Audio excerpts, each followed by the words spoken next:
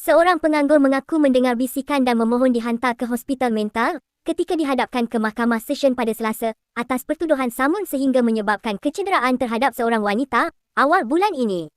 Tertuduh, Nik Muhammad Afiq Nik Azahar, 37 tahun, membuat permohonan itu selepas pertuduhan dibacakan di hadapan Hakim Nik Habri Muhammad. Mengikut pertuduhan, dia didakwa melakukan samun dan dengan sengaja menyebabkan kecederaan terhadap seorang wanita berusia 32 tahun di Kampung Surau Pendek, Jalan Salur pada jam 12.30 tengah hari, 10 Februari lalu. Pertuduhan dikemukakan mengikut Seksyen 394 Kanun Keseksaan yang memperuntukkan hukuman penjara sehingga 20 tahun dan boleh juga dikenakan denda atau sebat jika sabit kesalahan. Tertuduh juga mendakwa mempunyai kad orang kurang upaya serta membawa ubat daripada psikiatri.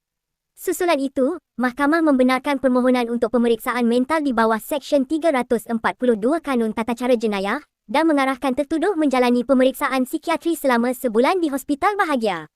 Mahkamah menetapkan 29 Mac ini sebagai tarikh sebutan semula kes sementara menunggu laporan perubatan mental tertuduh.